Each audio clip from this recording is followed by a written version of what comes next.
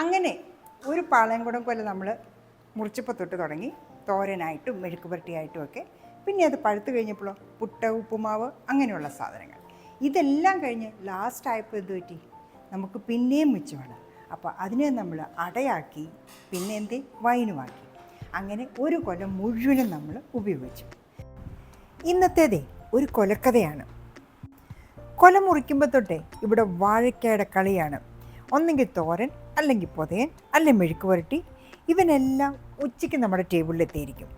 Maximum പച്ചയ്ക്ക് എടുക്കാൻ പറ്റുന്ന അത്രയും നമ്മൾ എടുത്തിരിക്കും. കാരണം ഈ പഴവേ പഴുത്ത് തുടങ്ങിയാൽ പിന്നെ പെട്ടെന്ന് ഇതെല്ലാം അങ്ങോട്ട് ചീത്തയായി പോകും. അതുകൊണ്ട് ഇമ്മീഡിയറ്റ് ആയിട്ട് ആക്ഷൻ എടുക്കേണ്ട ഒരു സാധനമാണ് പാളയംകുടപ്പഴം. പഴുത്ത് കഴിഞ്ഞാലേ പിന്നീട് അവന് സ്ഥാനക്കയറ്റമാണ്. ബ്രേക്ക്ഫാസ്റ്റ് ടേബിളിലായി പുട്ടിനും ഉപ്പുമാവിനുമൊക്കെ അവൻ പിന്നെ കൂട്ടാവും. അതും കഴിഞ്ഞ് മിച്ചം വരും. ഇത്രയും പോർഷൻ ഇപ്രാവശ്യം മിച്ചം വന്നു. ഇനിയും ഉണ്ട് പോം വഴികൾ. ഇനി ഇവനെ നമുക്ക് അടയാക്കാം. പിന്നെ ബാക്കിയുള്ളതോ നമുക്ക് സൂപ്പർ വൈൻ ഉണ്ടാക്കി പ്രിസർവ് ചെയ്ത് വയ്ക്കാം. വൈനിന് വേണ്ടിയിട്ട് ഞാൻ ഇത്രയും പഴം എടുത്ത് വെച്ചിട്ടുണ്ട്. ബാക്കി വരുന്നത് വെച്ച് നമുക്ക് കുറച്ച് അട കൂടെ ഉണ്ടാക്കാം. ശർക്കരയൊക്കെ ചേർത്തുള്ള അടയില്ലേ, അത് സൂപ്പർ സംഭവം കേട്ടോ. അതെ, നമ്മുടെ വാഴയ്ക്കൊക്കെ നല്ലപോലെ പഴുത്തു. ഡെയിലി പുട്ട് ഉപ്പുമാവുമായിരുന്നു. എല്ലാവരും അത് മടുത്തു. ഇനിയിപ്പോൾ എന്താ ചെയ്യുക? നമുക്കിതൊന്ന് മാറ്റി പിടിക്കാം.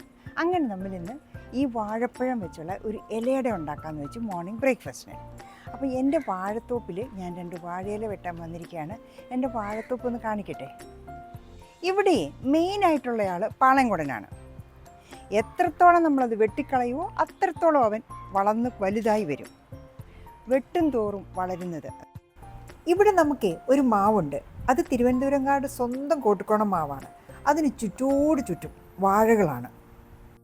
ഇത് റോബസ്റ്റയാണ്. ഇവൻ കുള്ളനാണെങ്കിലും പെട്ടെന്ന് കായ്ക്കും.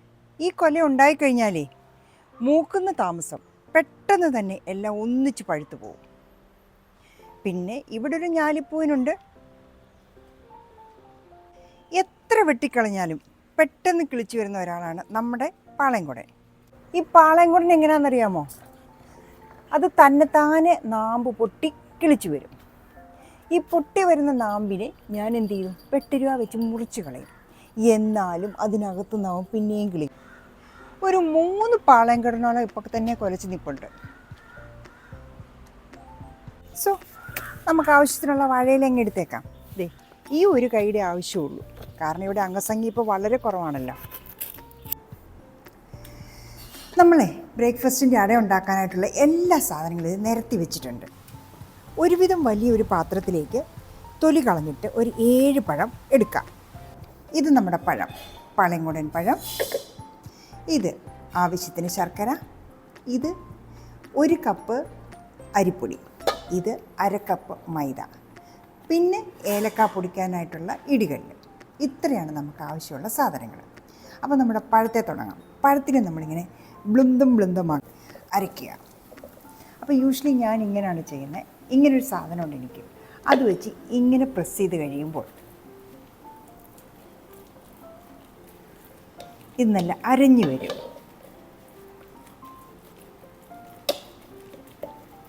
കണ്ട എത്ര പെട്ടെന്നാണ് ഇത് അരിഞ്ഞതെന്ന് നോക്കി. സോ അതിലേക്ക് നമ്മൾ എടുത്ത് വെച്ചിരിക്കുന്ന അരിപ്പൊടി, അടുത്തത് മൈദ. ഈ മൈദ എന്തിനാന്ന് വെച്ച് കഴിഞ്ഞാൽ നല്ല ഒരു സോഫ്റ്റ്നെസ് കിട്ടാൻ വേണ്ടിയിട്ടാണ്. നമ്മുടെ അരിപ്പൊടി മാത്രമാകുമ്പം അത് ഭയങ്കര ഹാർഡായിട്ട് പോകും. യെസ്. അടുത്തത്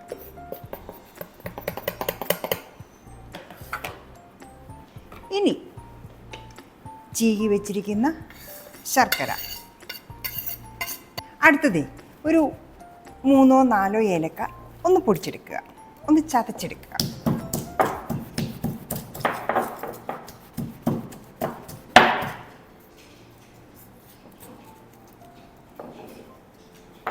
അതിനുശേഷം ഒന്ന് അരയ്ക്കുക. അത് കടിക്കാതിരിക്കാനാണേ.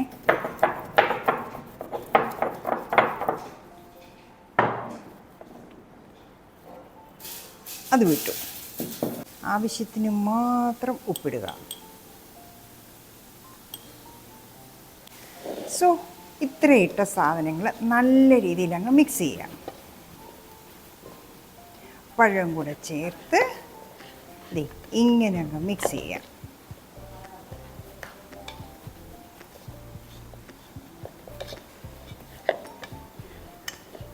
അടുത്തതായിട്ട് നമ്മൾ എടുത്തു വെച്ചിരിക്കുന്ന തേങ്ങ, ഒരു അരമുറി തേങ്ങയാണ് നമ്മൾ ഈ ചിരണ്ടി വെച്ചിരിക്കുന്നത്, അങ്ങ് ചേർത്ത് കൊടുക്കുക.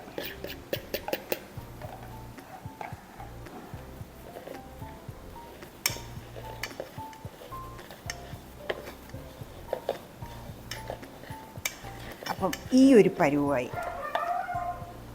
ഇനി നമ്മൾ കൈവച്ച് കുഴയ്ക്കാതെ ഒരു മാർഗവും ഇല്ല.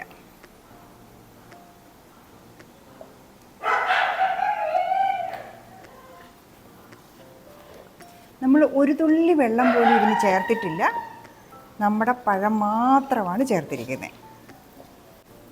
ഈ പാളയംകുടം പഴം ആയതുകൊണ്ട് നല്ലപോലെ വെള്ളമുണ്ട് ഇതിനകത്ത്. അപ്പോൾ നമ്മൾ വേറെ വെള്ളം ഒന്നും ചേർക്കേണ്ട ആവശ്യമില്ല, ആ പഴം വെച്ച് മാത്രമാണ് നമ്മളിത് ഉണ്ടാക്കിയെടുക്കേണ്ടത്. സോ ഇങ്ങനെയായി നമ്മുടെ മിക്സ്. ആ ലൂസ്നെസ്സൊക്കെ മാറി നല്ല ടൈറ്റായിട്ട് ഇങ്ങനെ ഇരിക്കും. ഇനി നമുക്ക് ഇലയിലോട്ട് പരത്തിയെടുക്കാം. ഇനി നമ്മൾ എടുത്തു വെച്ചിരിക്കുന്ന ഇല കഴുകി നമ്മളിവിടെ വാലാൻ വെച്ചിരിക്കുകയാണ്. ഇങ്ങനെ ഒരു പാത്രത്തിൽ ഓരോന്നായിട്ട് എടുക്കുക.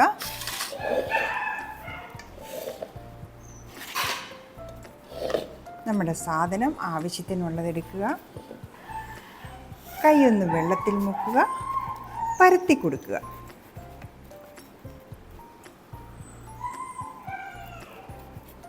ശരിക്കും പറഞ്ഞാലേ നമ്മുടെ പൂച്ചേലയില്ലേ, ഞങ്ങളുടെയൊക്കെ നാട്ടിൽ അതിന് പൂച്ചേലെന്ന് പറയും, ഇവിടെ തിരുവനന്തപുരത്ത് ഇവർ പറയുന്നത് വഴനേലെന്നാണ്.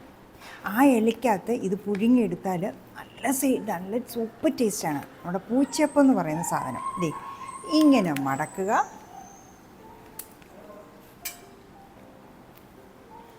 വയ്ക്കുക. പിന്നെ ഒരു ലെയർ മാത്രമേ ഇത് വയ്ക്കാവുള്ളൂ, കാരണം ഇത് ഇച്ചിരി തിക്നെസ് ഉള്ളതുകൊണ്ട് വേകാൻ പാടുപെടും.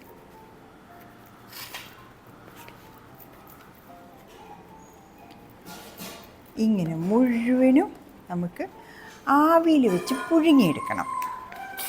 അപ്പോൾ പഴം നമ്മൾ കളയാതെ എങ്ങനെയാണ് യൂസ് ചെയ്യുന്നതെന്ന് കണ്ടില്ലേ? കൊച്ചു കുട്ടികൾക്കൊക്കെ ഇത് ഭയങ്കര ഇഷ്ടപ്പെടും, കാരണം നല്ല പൂച്ചയപ്പത്തിൻ്റെ അതേ ടേസ്റ്റാണ്.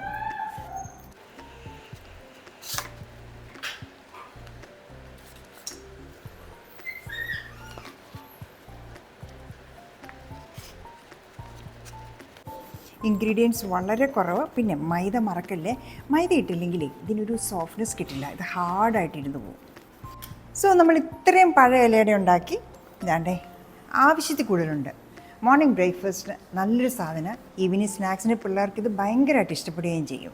അപ്പം നമ്മുടെ പഴമൊന്നും കളയുകയും വേണ്ട, നമുക്കൊരു നല്ല യൂസ്ഫുൾ സാധനം ഉണ്ടാക്കിയെടുക്കാം. വഴനയിലയാണെങ്കിൽ ഏറ്റവും ബെസ്റ്റാണ്. അപ്പം നമ്മുടെ പൂച്ചയപ്പത്തിൻ്റെ അതേ ടേസ്റ്റ് തന്നെ കിട്ടും. പക്ഷെ നമുക്കിപ്പോൾ വഴനയില ഇല്ലാത്തതുകൊണ്ട് നമ്മൾ വാഴയിലയിൽ അഡ്ജസ്റ്റ് ചെയ്തു. ഇത്രയുണ്ട്. ഇനി നമുക്കിതിനെ ഒന്ന് ആവിയിൽ വെച്ച് പുഴുങ്ങിയെടുക്കാം. സോ ബാക്കിയുള്ള പഴവേ നമ്മളിതാണ്ട് ഇരിഞ്ഞെടുത്തിട്ടുണ്ട്. ഇതേതാണ്ട് 1 കിലോയോളം ഉണ്ട്. അപ്പോൾ ഇതിനെ നമുക്ക് ഒന്ന് ഉടച്ചെടുക്കണം. സോ നമ്മുടെ പഴമെടുത്തു, അതിനെ നമ്മൾ ഇങ്ങനെ ബ്ലന്തമായിട്ട് ഇങ്ങനെ ഉടയ്ക്കണം.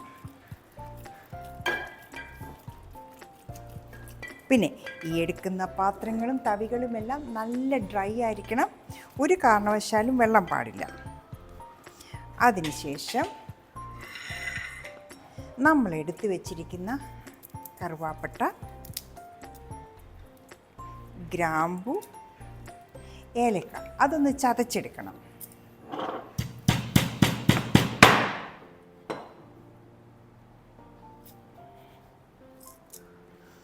പിന്നെ ഇത് ഞാൻ ഏകദേശം 1 കിലോയാണ് പഴമെടുത്തിരിക്കുന്നത്.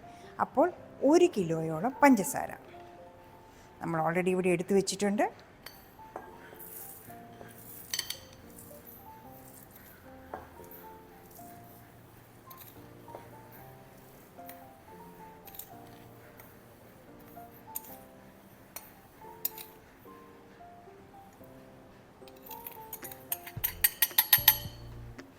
ഇനി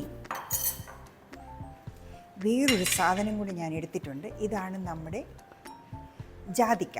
ഇതിൻ്റെ ജാതിപത്രി മാത്രമായിട്ടെടുത്ത് നമ്മൾ ഈ കൂടെ ഇടുക. അപ്പം നമുക്ക് ഗോതമ്പിൻ്റെ ആവശ്യമില്ല, ഈ ജാതിപത്രി മാത്രം ഇട്ടാൽ മതി. ദേ 2 എണ്ണത്തിൻ്റെ ഞാൻ എടുത്തിട്ടുണ്ട്.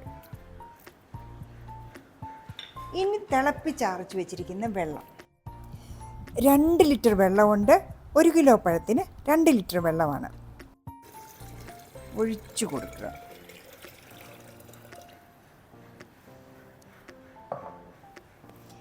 ഇനി അടുത്തതായിട്ട് ഈസ്റ്റ്, 1 ടീസ്പൂണോളം ഈസ്റ്റ് കൂടെ. പാളയംകുടനാണ്, പുളിയുണ്ട്, അതുകൊണ്ട് ഒത്തിരി ഇടണ്ട.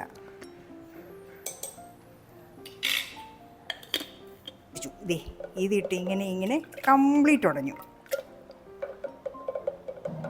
ഇനി ഡെയിലി ഒരു 21 ദിവസത്തേക്ക് ഇതിനെ ഒന്ന് ഒരേ സമയത്ത് ഇളക്കി കൊടുക്കണം.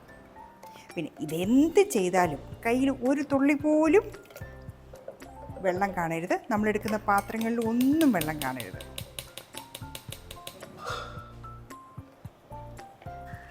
അടുത്തതായിട്ട് നമുക്കിതിനെ കംപ്ലീറ്റ് അടച്ചു വയ്ക്കാം. അതിനുശേഷം എടുത്തു വെച്ചിരിക്കുന്ന തുണി വെച്ച് നല്ല പോലെ കെട്ടിവെക്കുക.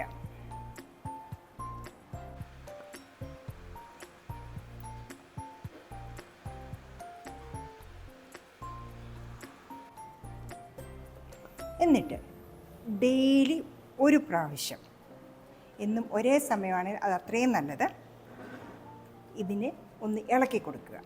അപ്പോൾ ഈ പഞ്ചസാരയും നമ്മുടെ പഴവും എല്ലാം കൂടെ ഒരു മിക്സ് ആകാൻ വേണ്ടിയിട്ട് 21 ദിവസം കഴിഞ്ഞിട്ട് നമുക്കിത് അരിച്ചെടുക്കാം. അപ്പം നല്ല പഴം വൈൻ കിട്ടും. സോ അങ്ങനെ നമ്മുടെ പാളയംകോടൻ പഴം നമ്മൾ ഒട്ടും വെറുതെ കളഞ്ഞില്ല.